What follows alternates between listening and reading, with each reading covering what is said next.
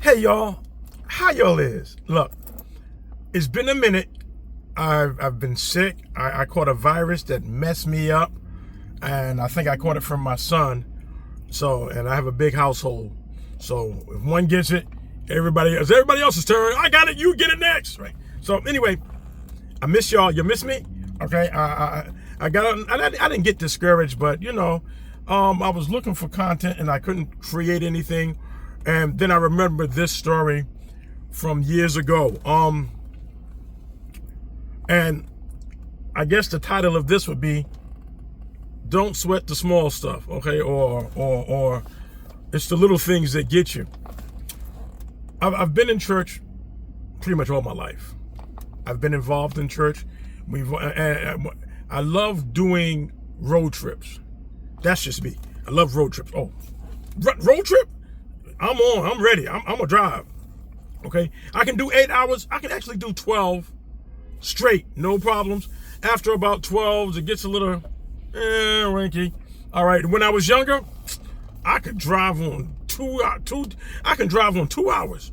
I wouldn't recommend that to anybody else. So anyway, we had just finished having service. We had it was like a Thanksgiving service. We would go down to this place in North Carolina, Whitaker's, North Carolina. And we would go down there every Thanksgiving weekend.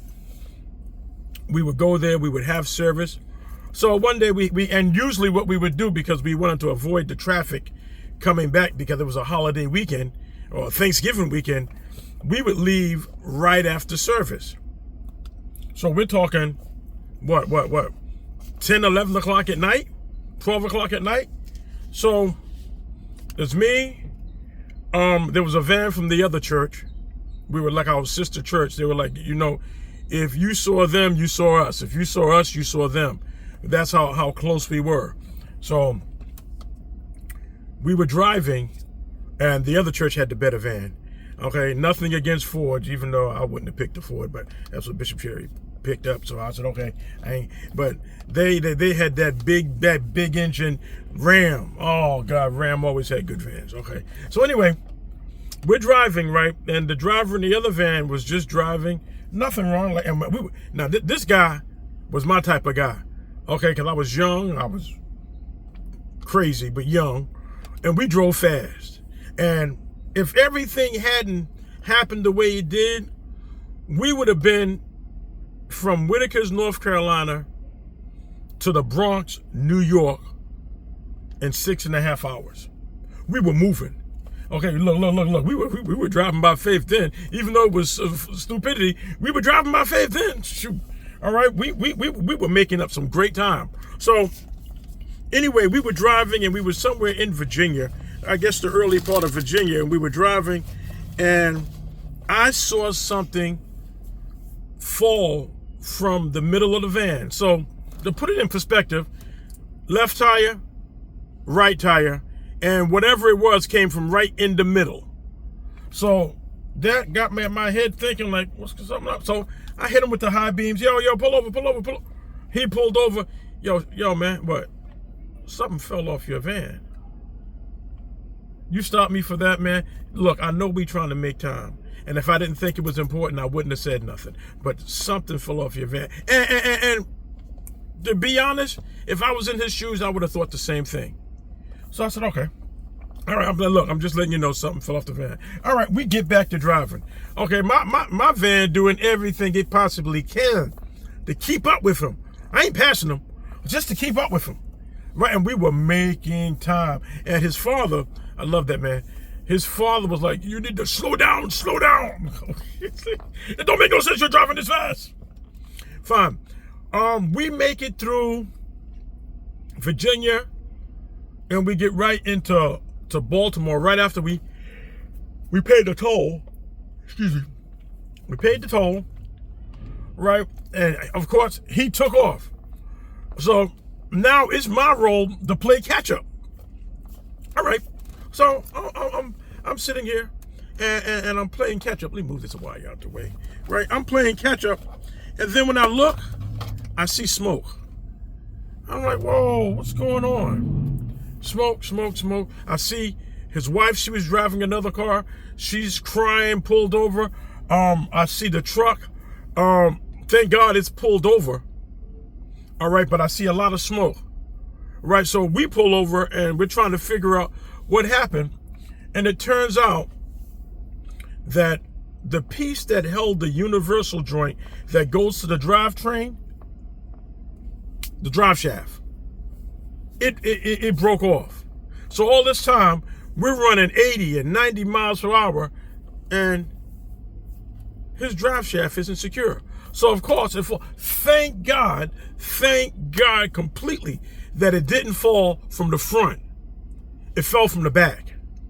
And I'm like, wow. And come on, I'll be honest, I'm just glad everybody was alive. It didn't dawn on me until now. Wow, I told you, I knew something was up. I knew something was, but there was no way for me to validate it other than what I saw. And I'm like, wow, okay. But thank God, nobody got hurt. Okay, the people were just a little shaken, and that was it. But true testament to this dude, he had me take as many of his people that I could take, and we dispersed everybody that was in that van, and we just crowded them up in the cars that we had so everybody could go. Right? Fine. Now we're driving home, right? And I get to the Bronx. I was dropping people off in the Bronx. When I get to the Bronx, we got to the Bronx, we left at 12, and we got there at 8. Mind you, this is with the incident and all. We got there at 8. 20 minutes later, here comes this dude pulling up behind me. I'm like, dude, come on, bro. I said, okay. So, and when he found out it was a drive shaft, he had to go back down there. He fixed it, parked the van, and then jumped on an Amtrak and went and picked it up. But all I'm saying is, sometimes you have to pay attention to details. It may seem small, but it may end up bigger. Don't fret the small stuff. Just, okay, something fell out the middle. But now, would I have looked under there and said, let me go and look and see? I don't think I would have did. But then again, knowing what I know now, okay, yeah, hindsight is 20/20, don't you think? But I was like, okay, excuse me, I gotta drink my coffee. I'm getting ready to hit the road, about to do some getaway time.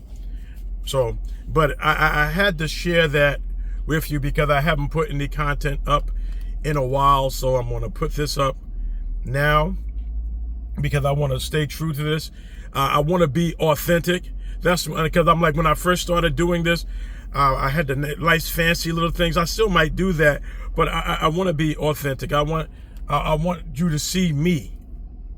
Okay, that's it. Okay, and I want to be straight up real with you. I play around, I joke around. I always got a smart thing, saying something smart out my mouth. So I'm trying to be me in this whole thing. So now I'm like, okay, but now we're going to see. Hold on, I got to make some adjustments here. I got gadgets and doohickeys, and as a matter of fact, one doohickey I got in here now. It's a little power bank, and I'm trying to get it so I have all my stuff. I have my radar detector up here. I have my phone, the mount and everything, and all the other things that I have. And I'm trying to make it essential without actually having to go to somewhere and pay somebody to actually run everything wired. Because I'm like, it's a 2011. So I'm not doing all of that. But I had one way set up and it worked, but it didn't work because now the sticker, I had it Velcroed, and because of the heat, it didn't do it. I'm gonna try it again, and maybe it can cure better in the winter. All right, that's it right now. Okay, I'll give you a call. I'm sorry, not a call. I'll probably hit you up in a couple of days. I'm gonna get some more content out. All right, and I just wanted to put that out to you guys. Don't sweat. Don't fret the small stuff.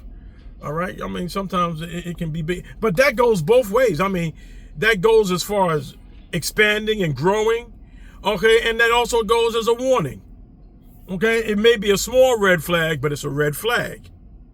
So just look at it, okay. It may be a small start, but it's a start. So like I said, don't fret the small stuff. All right, y'all, I'm out.